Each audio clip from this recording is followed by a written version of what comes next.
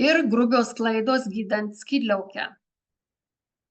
Tai, kai nepilnai paskirti tyrimai, pavyzdžiui, yra žiūrima tik TTH, tai hipofizės tas visas hormonas ir T3, o nežiūrima antikūniai ir T4, kadangi T4 yra neaktyvi forma ir jos gali taip pat trūkti, todėl jūs gaunate tuos hormonus. Neteisinga tyrimo interpretacija, kai daktaras sako, tyrimai geri, hormonai normos ribose, bet aš vis tik jaučiuosi negerai. Taip buvo man, aš pasakiau gydytojai, taigi sako, ko jūs norit, jūsų tyrimai geri, hormonai geri ir antikūniai normos ribose, bet aš sakau, daktarai, jaučiuosi negerai. Ir niekas nežiūri į tai, ko tau trūksta, kokiu ar vitaminų, ar ko, nes šita medicina tik tai skiria vaistus ir nepripažįsta jokių mitybų kaip galimo ligos palengvėjimo, nes kadangi aš pirmą kartą buvau, kaip sužinojau, kad sergu šitą aukštą skydliaukės funkciją, Greivso liga, aš po metų laiko su mityba susitvarkiau ir su vitaminų papildų gėrimu, kad buvo nutraukti man vaistai. Bet paskui labai apsidžiaugus pradėjau vėl viską iš eilės valgyti. Taip pat dar dasidėjo ir stresas, ir man liga atsinaujino. Dabar antrą kartą taip pat vaistai sumažinti iki minimumo, bet iš patirties pradėjau ieškoti dar giliau ir dar tokių priežasčių, dėl ko tai galėtų būti, kas manyje vėl sukėlė tą ligą, ir atradau labai, kad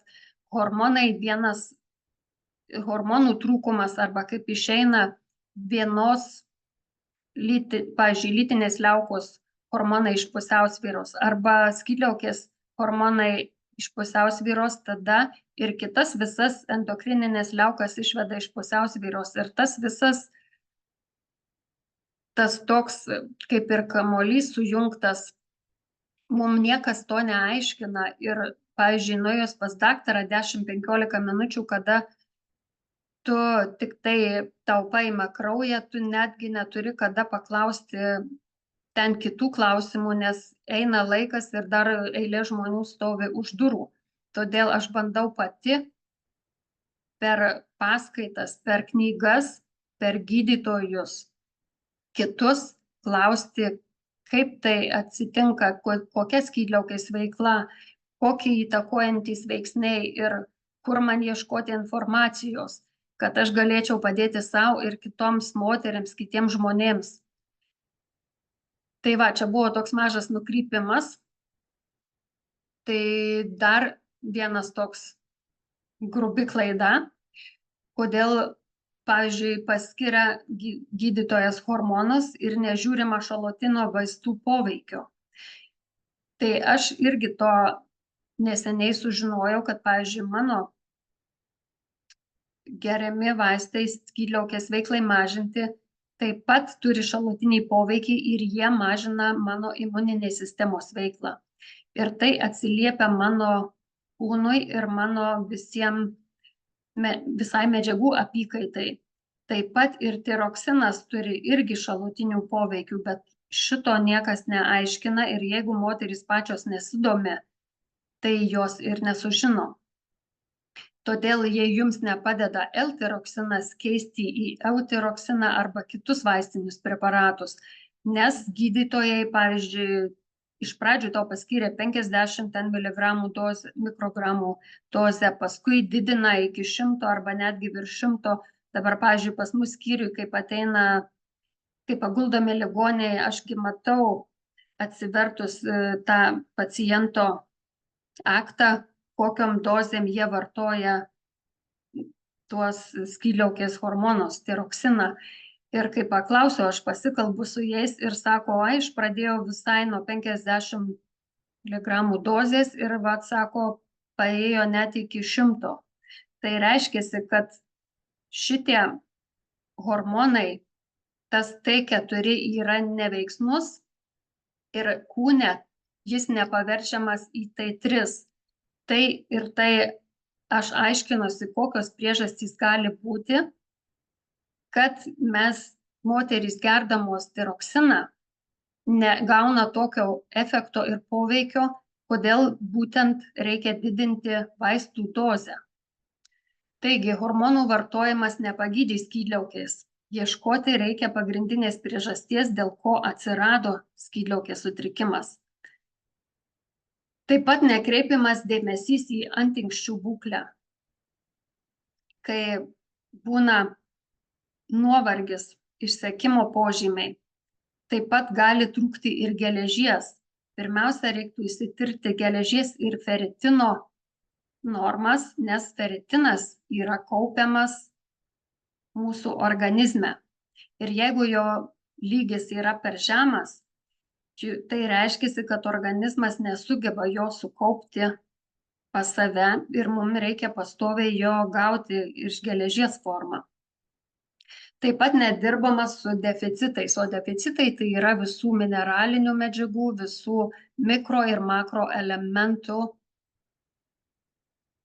Tai yra visi mikro ir makro elementai, kaip ir skydliaukei skirti tie visi vitaminai ir B grupės, ir C, ir selenas, ir magnis, ir kalis, kalcis. Vitaminas D labai svarbus skydliaukei. Ir kai šitų medžiagų trūksta ir todėl atsiranda skydliaukės nepakankamumas. Taip pat neieškoma ryšio tarp autoimuninio tiroidito virusų, bakterijų ir parazitinių susirgimų, kurie yra mūsų žarnyne. Taip pat neskiriamas gydomasis mitybos protokolas, kurio laikantis ir atsisakant arba po truputį atsisakant tų produktų,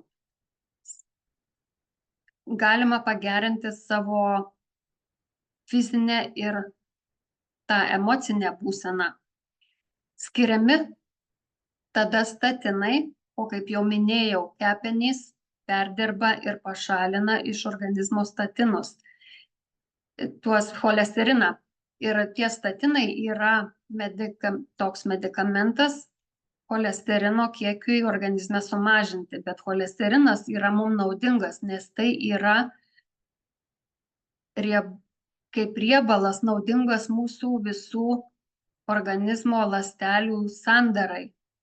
Ir tik tai jo turi būti lygis ne per didelis, nes mums reikia ir blogojo, ir gerojo cholesterino, kadangi vienas nuneša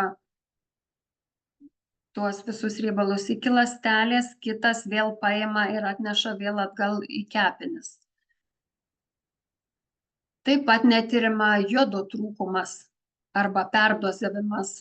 Selenas, kuris labai reikalingas mūsų skydliaukės hormonų gamybai ir neaiškinama, kokiamis formomis jį naudoti. Pavyzdžiui, natrio selenitas yra toksinė forma organizmui. Ir, pavyzdžiui, jeigu jūs naudojate seleną, pažiūrėkite, kokią formą jūs naudojat. Taip pat, kaip jau minėjau, geležies deficitas netiriamas. Aš pati pasiprašiau, kad man ištirtų geležį ir feritiną. Ir gydytojas buvo labai nepatenkintas, kad jis turėjo tai padaryti. Tai buvo endokrinologas, kadangi man liepė eiti pas šeimos gydytoją. Bet sakau, jūs man vis tiek imat kraują kas 4-6 savaitės, sakau, kodėl aš turiu atskirai eiti pas daktarą. O tai viskas yra apmokėjimo sistemoje, kadangi už kiekvieną paimtą kraujo mėginį, jeigu pacientui būna, jis ištirtas ir būna normos ribose, turi pats tas daktaras ir ta jo įmonė mokėtis. Ir nes man irgi buvo toks apsnūdimas, pavargimas, toks tiesiog apatija, nenoras nieko darytis ir aš tada ieškojau priežasčių, kas man yra. Ir išsityriau ir geležį, ir feritiną, ir toliau pažiūrėjau, kad jie yra normos ribose, tada toliau ieškau priežasčių, antinksčių nusilpimas ir nervinė sistema. Kaip jau minėjau, vitaminas D naudojamas gali būti irgi be tyrimų, nes jį reikia taip pat išsitirti. Gali būti naudojama po 2000 europinių vienetų ir netgi daugiau iki 5000, bet jeigu jūs netirsit, kiek jūsų kūne yra, tai jūs galite ir perdozuoti. Taip pat vitaminą D3 reikia naudoti su K2, nes jie vienas su kitu sąveikauja ir nuneša kalcį K2 į toliau į ląstelę, nes D3 yra kaip hormonas, o K2 veikia kaip enzimai ir hormonas veikia ląstelių lygmenyje. Toliau dar viena grubi klaida gali būti, kad jūs valgote kavinėse ir kavinėse turite valgyti tai, ką jums atneša. Arba dar jūros dumbliai, sušiai ir tuno vartojimas, kadangi tune yra labai daug šitų toksinų ir jų konservai gali taip pat pakenkti mūsų skydliaukei ir iššaukti